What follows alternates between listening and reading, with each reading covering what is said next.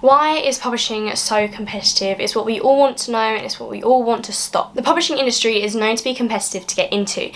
Why? Here's what you said.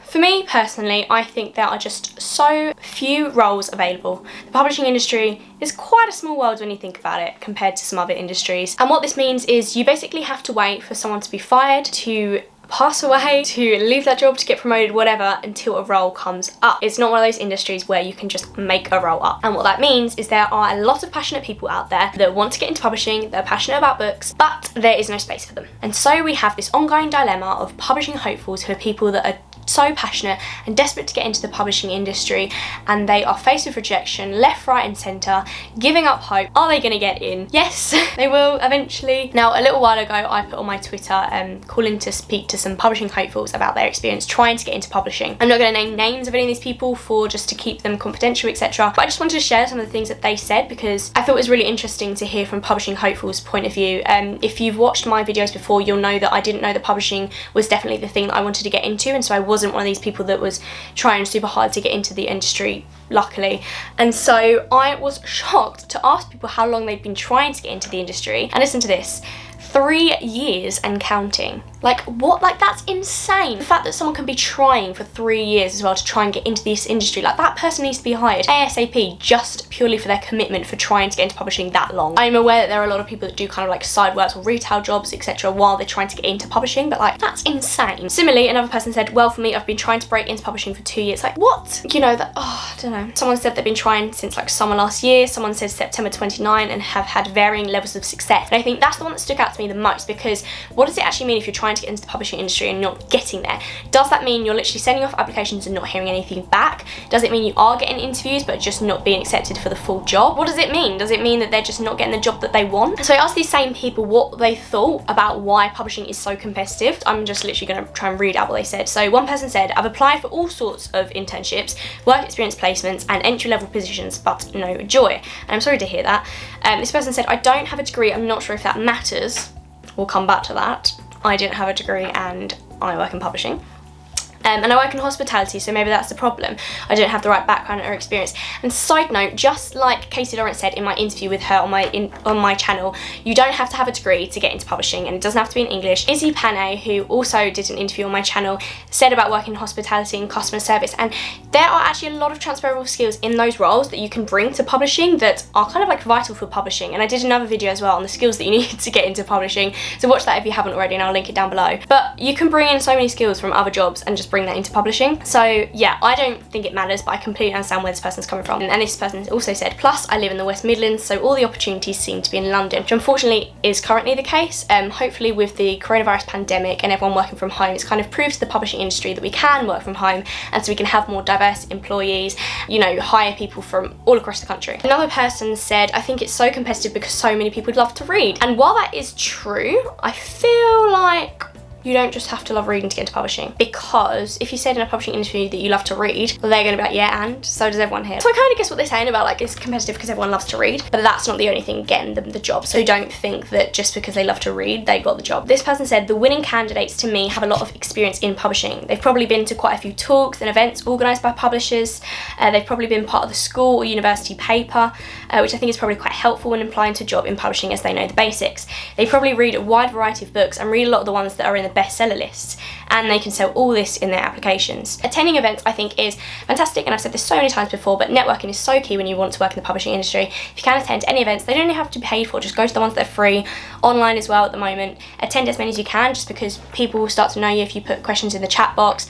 You can connect with the people that were on the panel, etc. I've been doing a fair few in lockdown, so yeah, anything like that I think is good for you to attend, just so that you have a bit of an awareness of the industry. I think that's really key when you want to work in publishing, just knowing what's going on. Being part of the school university newspaper as well, again, I think that's not like required, but it definitely would help you. I think it's fantastic what some of these universities are doing, the university presses, and giving these university graduates or university students that opportunity. And if you can do that, fantastic. But again, I don't think that's going to It might be a slight advantage, but it's not going to be like the be all the end all. I feel like I'm just like disagreeing with everyone here. I'm not. I agree with everyone on here, what they're saying. Everything altogether makes publishing so competitive. Someone said, in my eyes, I think publishers do look for experience and any work with other publishers they are probably drawn to. Any articles or blogs that people have written or helped run, I think catches their eye. Side note, the publishing post founded by Chelsea Graham, if you haven't already, go contribute to that. That will put you at an advantage already. It's free to join. They're not going to look at your CV or anything, just show that you want show that you have an interest in that, and you can already gain so many skills from that, such as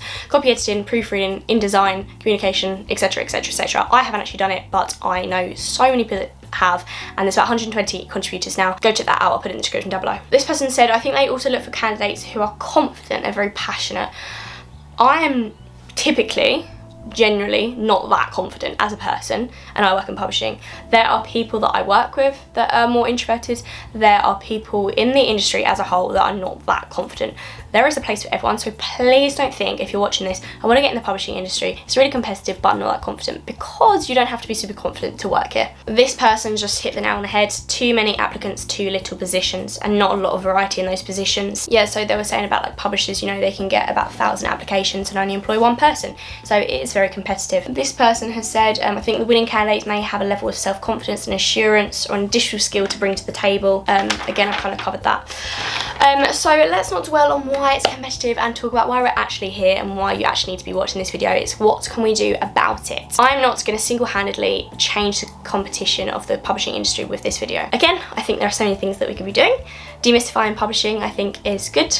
Not to big myself up, but I hope you're watching all my videos as well. If you want to get into the publishing industry, you can learn a lot from my videos, as in like the interviews that I do with publishing professionals. If you hear me talking about different key terms, like I did the videos on the terms that you should know to work in publishing, anything like that that you can bring to an interview, they're going to be impressed because you've done your research. So although watching my videos is watching videos, you know, so it's almost a form of watching TV, it's still, I'd like to think, educational in some way. So of course I asked you guys as well what you think we can do about it to stop publishing being so competitive. One person said, oh no, that's me.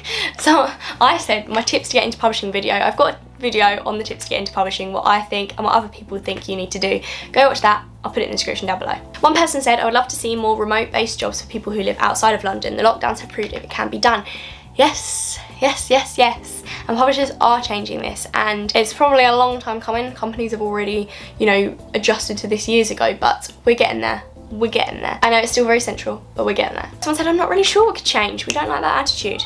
Perhaps this is what we like. More opportunities for grad students. I know there are plenty of opportunities, but maybe it would help. I think I'm struggling to get into the industry because I've moved back home to Switzerland during the pandemic, and a lot of publishing companies are wanting to hire closer to home. I really hope more remote jobs are going to be considered from now on. That would be amazing. Yes, it would be amazing, and I think we are getting there. This one is a very important one. Someone said publishers need to be more inclusive to people with different backgrounds, keep internship opportunities paid, and have the option for remote work. It's not like everyone who wants to work in publishing is in it for the money, and we know that's true. Of course, we love books. I've always saw publishing being very elitist and snobbish because a lot of work, you need connections, went to prestigious universities and even MAs, money in order to take up those unpaid internships as well as living in the city. The whole diversity thing is yes. And then finally, someone just put more transparency, and I hope that by doing these videos, you feel that you know a bit more about the publishing industry that you can bring to future CVs, job interviews, etc. And just on a personal example as well, how I found that publishing to be so competitive, I wrote a short little piece recently for my monthly newsletter about rejection. So I work as a production assistant at Bloomsbury, if you're not already aware. I was on a temporary contract, so before I was made permanent, I was having to obviously apply for roles to make sure that I had the security of a job and an income. A job that came up while I was still a temporary employee was a production assistant role at Bloomsbury. It was just in the children's division, and I currently work in the academic division. So I thought, okay, well, this is perfect. It's literally my job in the same company that I love doing. And so I applied for it. I took the time to write my cover letter and update my CV, and I got an interview, and I thought it went really well, and then I didn't get it. And I was like, what? Huh? Not to be, I know, I was kind of wondering, am I being just like too snobbish, etc. But I was like, I know the company. I work in the company. I've worked in this company for over a year. At the time it was over a year, now it's a year and a half. And then the role as well, I was like, you won't have to train me. I know exactly how to do everything. It is my job. There are a few differences, but I was ready to, you know, adapt to that. I sound really bitter in this. I realised that maybe it was, you know, everything's meant to be, everything happens for a reason and all that. And that just kind of shows you, like, you could literally work in the same company, have the same role, know the people-ish, and still not get the job. Like, it's kind of insane. And it's not like, you know, I didn't sit there really miserable and stuff. I would like to think that I was quite enthusiastic, asking questions, etc., answering the questions that they asked correctly. But it is just competitive. That is it. It's probably not anything you're doing if you're trying to look for a job. If you're applying for a job and you're getting rejections, your CV and your cover letter, and you're probably really impressive in your interview, but it's just so competitive. Why? All these reasons, I think, all of them added together makes it incredibly competitive. But as I've kind of covered, there are some things that we could be doing. There are some things that publishers are slowly changing. But for now, we keep making these videos, we keep watching these videos, and hopefully we're learning together some more about the publishing industry. I hope you found that useful or interesting. Thank you so much to the people that contributed their answers to make this video happen. And thank you for watching, and hopefully see you in my next one. Bye.